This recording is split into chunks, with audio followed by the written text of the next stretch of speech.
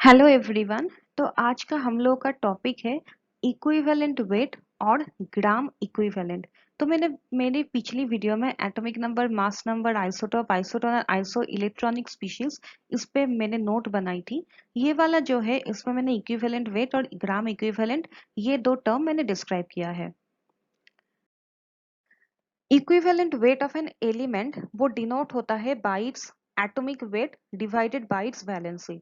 तो अगर हम लोग कोई भी एलिमेंट लेते हैं तो एलिमेंट का इक्विवेलेंट वेट आएगा उसका atomic weight divided bye it's valency. तो यहाँ पे हम लोग कुछ एग्जाम्पल देखते हैं such as magnesium, calcium, aluminium और आयरन का एग्जाम्पल लिया है। तो मैग्नीशियम जो है वो ऑक्सीजन के साथ रिएक्ट होके एमजीओ प्रोड्यूस करता है। तो अभी एमजीओ जो कंपाउंड है, एमजीओ कंपाउंड में आपका मैग्नीशियम का वेट कितना रहता है? Magnesium, one molecular weight of magnesium is 24 grams. और मास ऑफ ऑक्सीजन कितना रहता है? ऑक्सीजन का आपका एटॉमिक मास आ गया 16 ग्राम। तो अगर 16 ग्राम ऑफ ऑक्सीजन कंबाइन हो रहा है 20 gram of magnesium to produce MgO, अगर 16 ग्राम कंबाइन हो रहा है 24 ग्राम के साथ, तो oxygen 8 grams 12 gram of oxygen 12 gram of magnesium के साथ कंबाइन होगा। तो मैग्नीशियम का इक्विवेलेंट वेट आता है इन एमजीओ फॉर्मूला में, इक्विवेलेंट वेट आता है 24/2 इक्वल टू 12।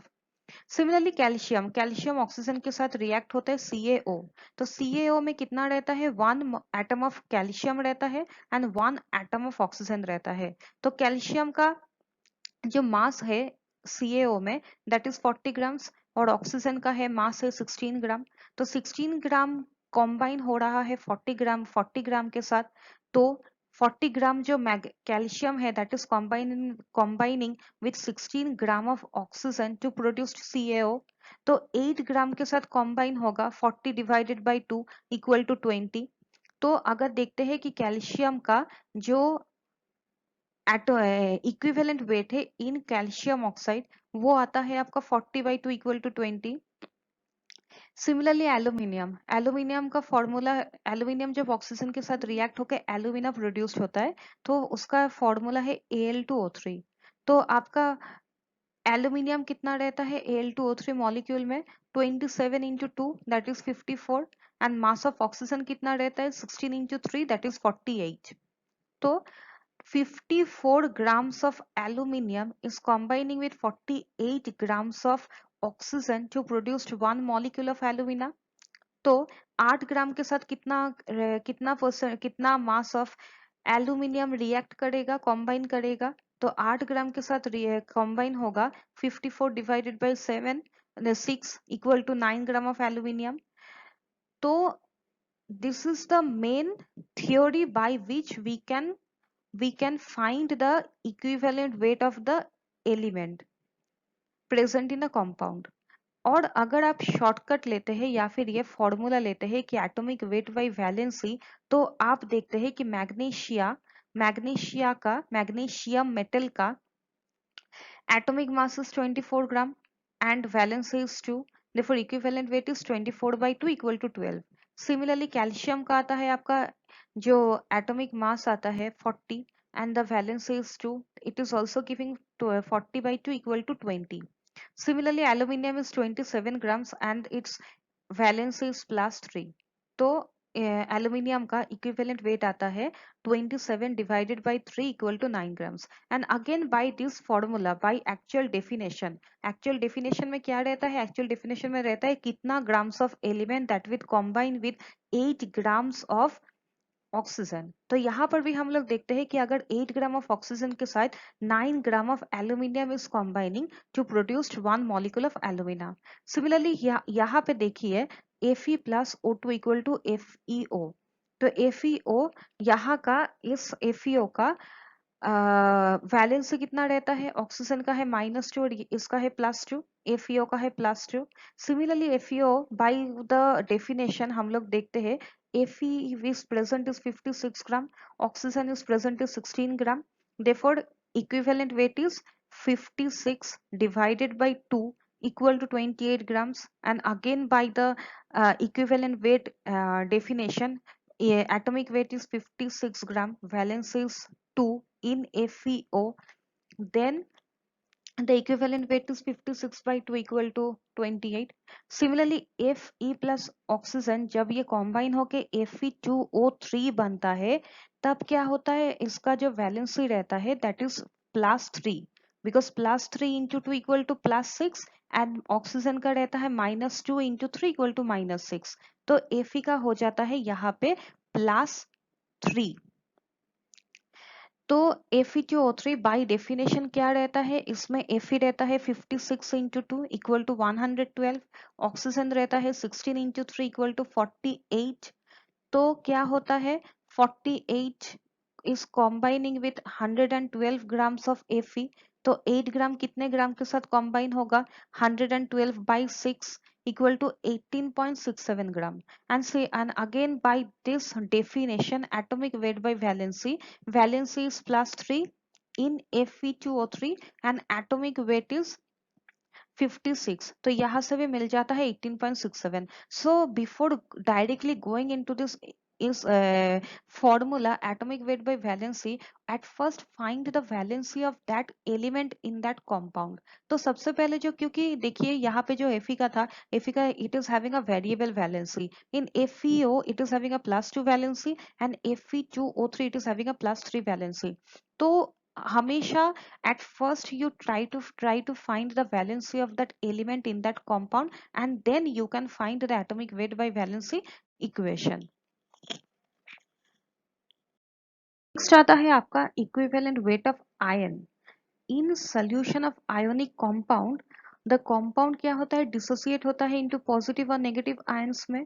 तो सपोज अगर KOH है या KCl है, NaCl एक्सेट्रा एक्सेट्रा, जब भी वो एक्वस सोल्यूशन में होता है that get deposited into Na+Cl- और K+Cl- और K+OH-।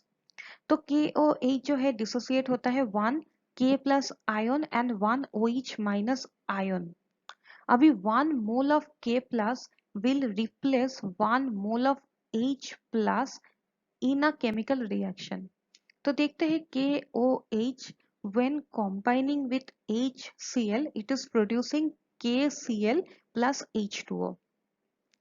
यहाँ पे क्या होता है, पहले था HCl था, HCl की जगह KCl आ गया, बस H की जगह पे K आ गया है ना। तो क्या हो रहा है, K is replacing H in HCl to produce KCl। तो यहाँ पे क्या होता है, यहाँ पे होता है here 1 mole of K+ replace 1 mole of H+ and combine with 1 mole of Cl- to produce 1 mole of KCl। तो यहाँ पे इक्विवेलेंट वेट ऑफ KOH आ जाता है 1 mole of KOH, means the mass of 1 mole of KOH is equal to the equivalent weight of KOH। Similarly SO4 2- ion, ये क्या होता है, ये कॉम्बाइन होता है 2H+ कैटायन के साथ to produce 1 molecule of H2SO4 है ना। तो 1 मोल ऑफ SO4 2- कॉम्बाइन हो रहा है 2 moles of H+ to produce 1 mole of H2SO4। तो इक्विवेलेंट वेट ऑफ H2SO4 आता है 1 मोल ऑफ H2SO4 बाय 2, क्योंकि 2 मोल ऑफ H+ के साथ 1 मोल ऑफ SO4 2- कॉम्बाइन होता है। तो 1 मोल ऑफ H+ के साथ कितना कॉम्बाइन होगा, SO4 2- बाय 2, आगे आपका 1 mole of H2SO4 by 2। Equivalent weight of ion, equivalent weight of ion ये बाय फॉर्मूला आता है आपका molecular weight of ion divided by number of electronic charge. Suppose कि कार्बोनेट है, कार्बोनेट का इलेक्ट्रॉनिक चार्जेस 2-, मॉलिक्यूलर वेट आता है आपका कार्बन के लिए आता है 12 plus oxygen equal to 16 into 3 48 equal to total आता है आपका 60, और इलेक्ट्रॉनिक चार्ज जो है दैट इज 2, तो इक्विवेलेंट वेट आता है 60 divided by 2 equal to 30। Similarly with CH3 C++, इसका मॉलिक्यूलर वेट आता है कार्बन के लिए 12, हाइड्रोजन 3 है तो 3 इंटू 1 इक्वल टू 3, फिर आता है आपका कार्बन 12 16 तो टोटल आता है आपका 59, और इलेक्ट्रॉनिक चार्ज कितना है -1, तो 1 है इलेक्ट्रॉनिक चार्ज, तो इक्विवेलेंट वेट आता है आपका 59 डिवाइडेड बाई 1 इक्वल टू 59। तो जो इक्विवेलेंट वेट ऑफ आयंस होता है, आयंस के लिए है molecular weight of the ion divided by number of electronic charge. Equivalent weight of a compound, equivalent weight of a compound आता है molecular weight of the compound divided by number of electronic charge on cation or anion. It's not the number of electronic charge on cation plus the number of electronic charge on anion. It is number of electronic charge on cation. Either consider the electronic charge on the cation or the charge on the anion. तो example देख लेते हैं। Example में है NaHCO3, ये dissociate होता है Na plus और HCO3 माइनस में इन एक्वस सोल्यूशन। तो टोटल तो इलेक्ट्रॉनिक चार्ज ऑन कैटायन और एनायन क्या रहता है, Na में आता है +1 और HCO3 माइनस में आता है -1। तो अगर हम सिर्फ वैल्यूज लेते हैं तो आता है इलेक्ट्रॉनिक चार्ज आता है आपका 1, मॉलिक्यूलर वेट ऑफ NaHCO3 कितना आता है, दैट इज गिविंग 60। तो इक्विवेलेंट वेट आता है 60 बाई 1 इक्वल टू 60। तो यहाँ पे एक इंपॉर्टेंट चीज है कि equivalent weight of a compound formed of two radical equal to equivalent weight of A plus equivalent weight of B। तो कोई भी कंपाउंड के लिए जो फॉर्मूला आता है that is molecular weight divided by number of electronic charge on cation either on anion, और equivalent weight of A B जो होता है that is equivalent weight of A plus equivalent weight of B होता है। फिर आता है आपका equivalent weight of an acid. Acid के लिए आता है molecular weight of acid divided by basicity of the acid. अभी बेसिसिटी क्या होता है, basicity is defined as number of ionisable H atom present in an acid.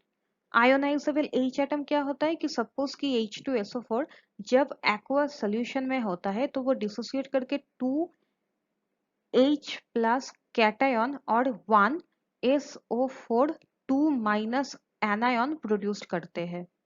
तो रेडिकल एक रहता है SO4 2 माइनस रेडिकल प्रोड्यूस होता है और 2H plus cation cation produce होता है। तो 1 molecule of H2SO4 is giving 2 cations of H plus. So the basicity of H2SO4 equal to 2. तो इक्विवेलेंट वेट आता है molecular weight of the acid, molecular weight of मतलब H2SO4 के लिए आएगा molecular weight of H2SO4 divided by basicity of H2SO4 that is 2। तो यहाँ पे कुछ एग्जाम्पल दिया हुआ है। फर्स्ट है HCl। तो HCl जब डिसोसिएट होता है ये H प्लस और Cl माइनस में डिसोसिएट होता है। तो बेसिसिटी कितना आ गया, बेसिसिटी आ गया 1, क्योंकि एक ही H plus ion it can produce. और मॉलिक्यूलर वेट कितना आता है 36.5। तो इक्विवेलेंट वेट आ गया आपका 36.5 डिवाइडेड बाई 1, तो 36.5। HNO3 के लिए भी सेम है, H प्लस बेसिसिटी 1 है plus NO3 minus the basicity 1 है, मॉलिक्यूलर वेट आ गया आपका 64। तो टोटल इक्विवेलेंट वेट भी है 64। फिर CH3COOH एसिटिक एसिड, इसके लिए भी आता है H प्लस, ये H डिसोसिएट हो जाता है और CH3COO माइनस आयन प्रोड्यूस होता है, रेडिकल प्रोड्यूस होता है। तो बेसिसिटी इज 1, क्योंकि एक ही H प्लस आयन जो है इट इज कैटायन जो है it is producing only 1 H plus cation. तो इसका मॉलिक्यूलर वेट है 60 और इक्विवेलेंट वेट आता है 60। ऑक्सैलिक एसिड, ऑक्सैलिक एसिड का आपका मॉलिक्यूलर फॉर्मूला है COOH, मतलब दो COOH के बीच एक बॉन्डिंग रहता है। तो यहाँ पे क्या होता है COH, ये वाला जो H है और ये वाला जो H है दोनों आपका सोल्यूशन में जाके H प्लस कैटायन फॉर्म करते हैं। तो जो ऑक्सैलिक एसिड है, ऑक्सैलिक एसिड का बेसिसिटी कितना हो गया, बेसिसिटी आ गया आपका 2 because as it is producing 2H plus cation in aqueous solution and the molecular weight is COOO COO dot 2H2O। तो यहाँ पे मॉलिक्यूलर वेट में हम लोग को 2H2O को कैलकुलेट करना है। So the molecular weight 2H2O plus the molecular weight of COO plus COO. So this is giving the whole molecular weight, that is 126 gram, और equivalent weight कितना आएगा 126 divided by 2 equal to 63 grams। तो यहाँ पे और एक example दिया हुआ है, that is hypophosphorous acid, phosphorous acid and phosphoric acid. तो अगर आप देखते हैं फॉर्मूला, हाइपोफॉस्फोरस एसिड का फॉर्मूला है H3PO2, फॉस्फोरस एसिड का है H3PO3 एंड फॉस्फोरिक एसिड का है H3PO4। और ये आयंस प्रोड्यूस होता है। अगर H3PO2 का हम लोग फॉर्मूला देखते हैं, दैट इज द स्ट्रक्चर में देखते हैं कि यहाँ पे ए पी के साथ एक H कनेक्टेड है, दिस एक O कनेक्टेड है, एक O कनेक्टेड है और एक OH माइनस कनेक्टेड है। तो ये वाला जो H है that is only dissociating in the aqueous solution. Similarly in hypophosphorus acid, it is having the central P atom, phosphorus atom, is bonded to 2 OH minus radical, and so it is producing in aqueous solution 2 H plus ion, and phosphoric acid it is producing 3 H plus ion. तो ये थोड़ा ध्यान में रखिए that not only the number of hydrogen atom present is the only thing you need to understand for calculating the basicity of the acid, but also you need to understand the structure of that acid, because हर एक acid में the number of hydrogen ion is 3 but the number of ionizable hydrogen atom is different। यहाँ पे है कि एक ही hydrogen atom है that is getting dissociated, यहाँ पे है 2 hydrogen atom that is dissociating, और यहाँ पे है 3 hydrogen atom that is dissociating. So the basicity आ गया 1 2 एंड 3। सो इक्विवेलेंट वेट आ गया 66 डिवाइडेड बाई 1, 66। ये आ गया आपका फॉस्फोरिक एसिड के लिए आ गया 82 डिवाइडेड बाई 2 दैट इज 41, और फॉस्फोरिक एसिड के लिए आ गया 98 divided by 3 equal to 92.7।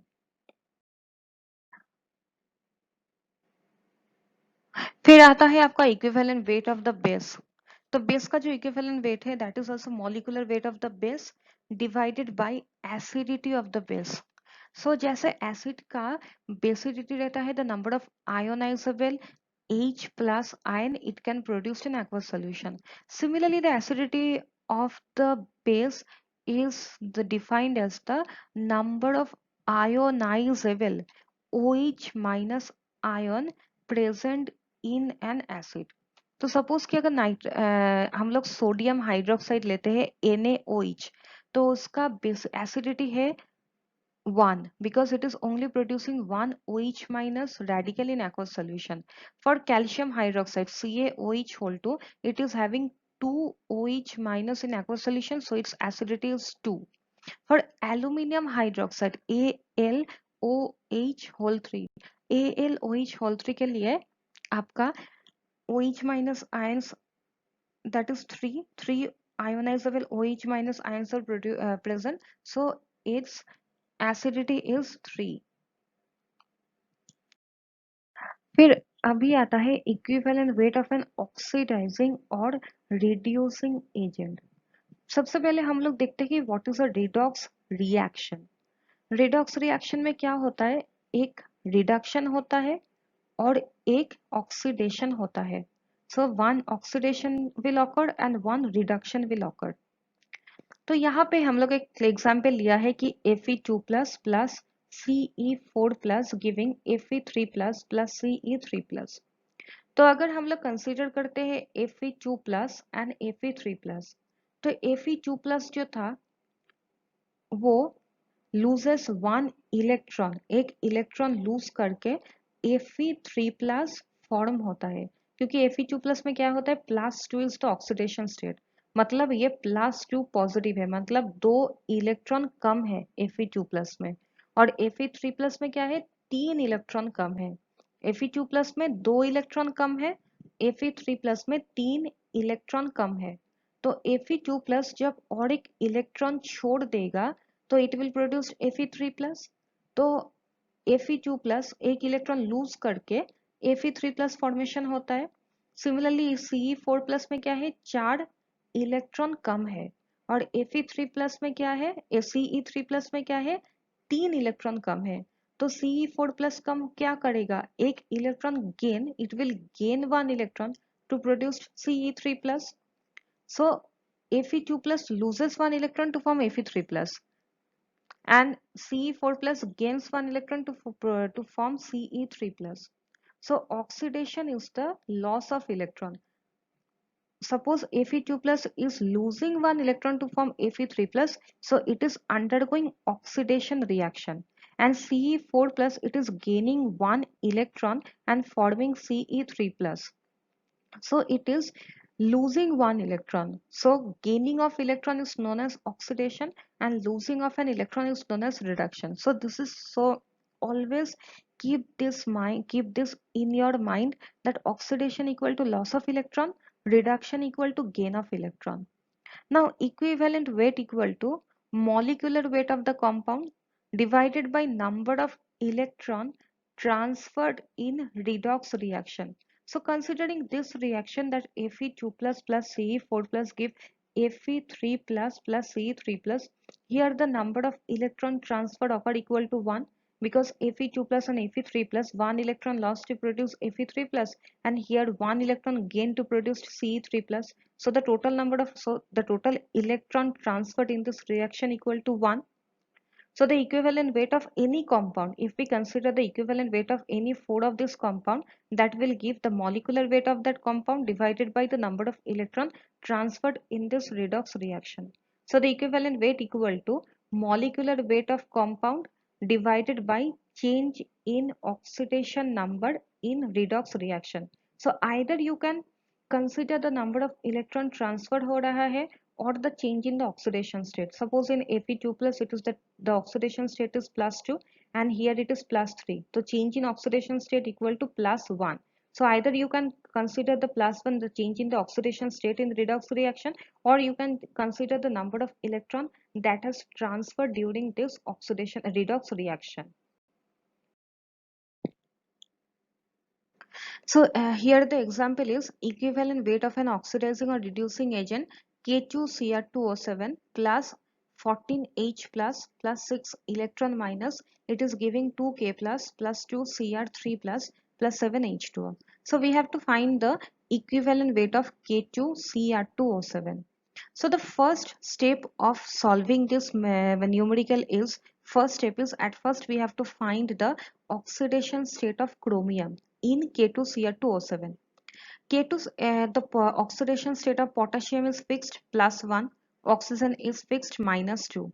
So 2 into +1 plus 2 into plus x plus 7 into -2, it should be equal to 0, as it is a neutral compound.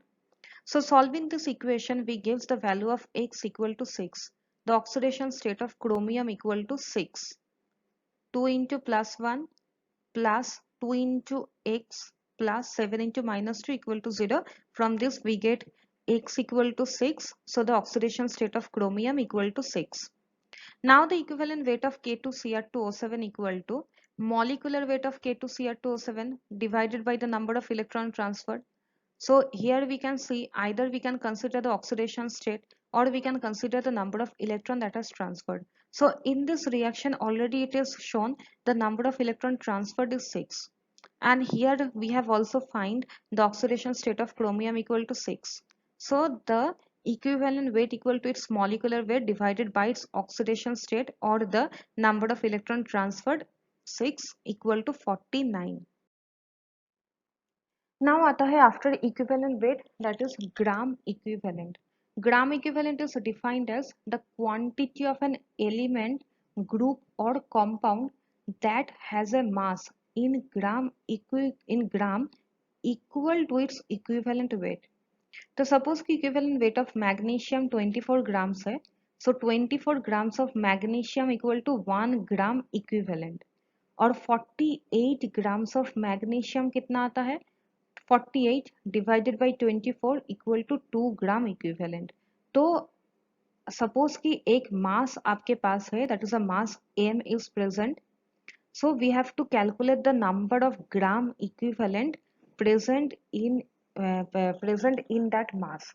So the number of gram equivalent equal to the mass present divided by its equivalent weight. So this is the main formula of the equivalent gram equivalent. Gram equivalent equal to mass by equivalent weight.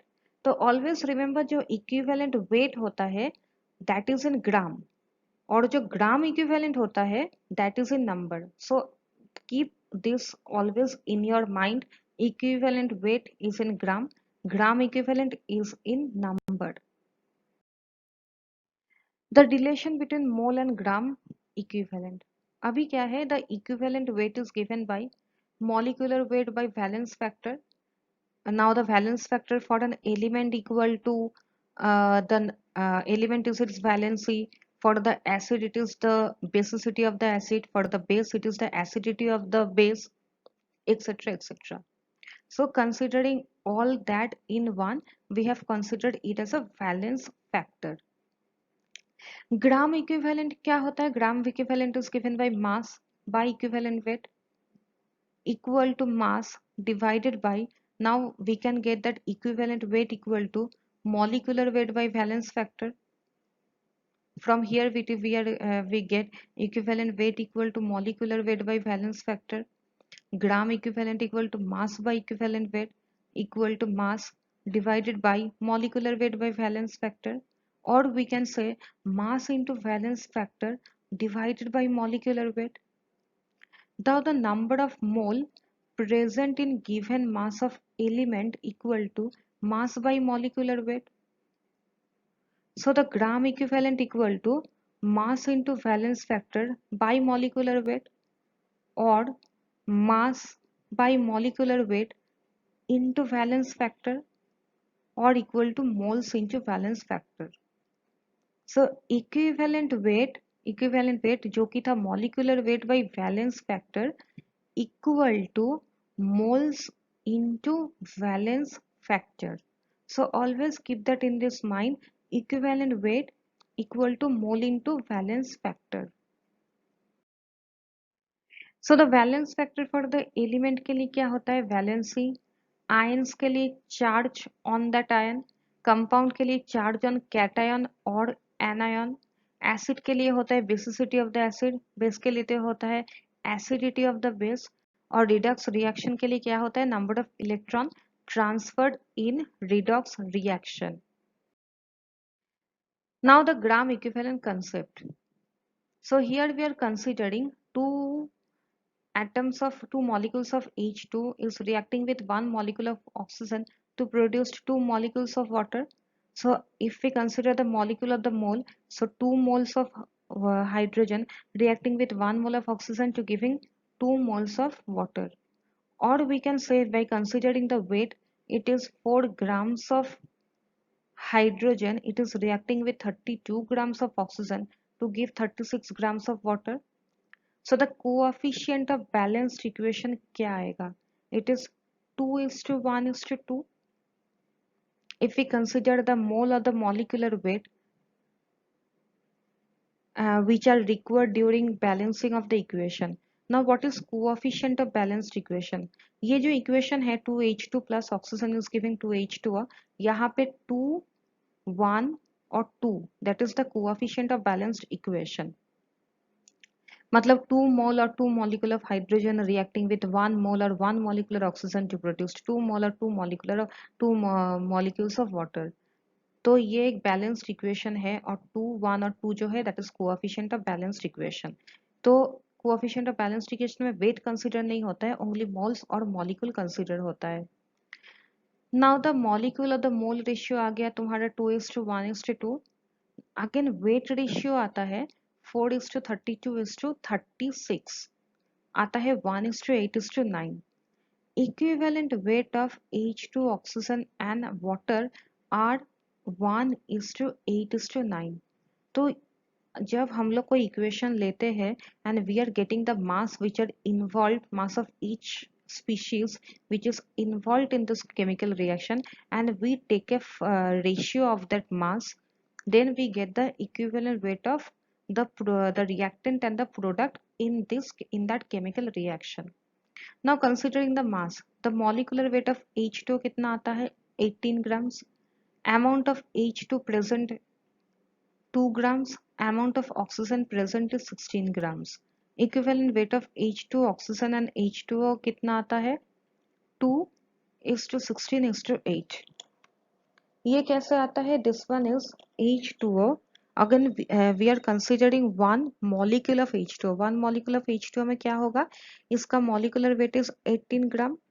एक molecule of H2O में hydrogen कितना present है 2 ग्राम, oxygen कितना present है 16 gram, और by the formula of equivalent weight we know that अगर 16 gram of oxygen के साथ 2 ग्राम कॉम्बाइन हो रहा है हाइड्रोजन, तो 8 ग्राम ऑफ ऑक्सीजन के साथ कितना हाइड्रोजन कॉम्बाइन होगा 1.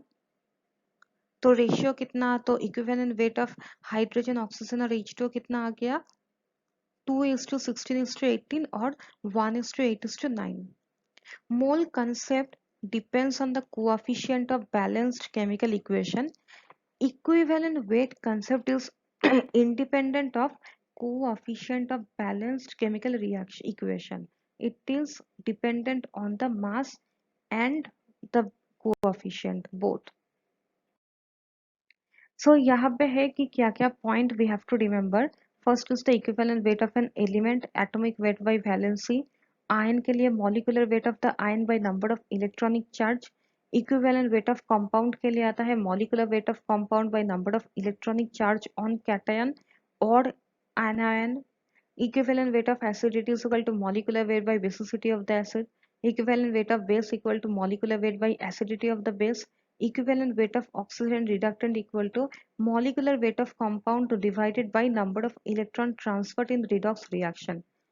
Another important formula is equivalent weight equal to moles into valence factor, and gram equivalent equal to mass divided by equivalent weight.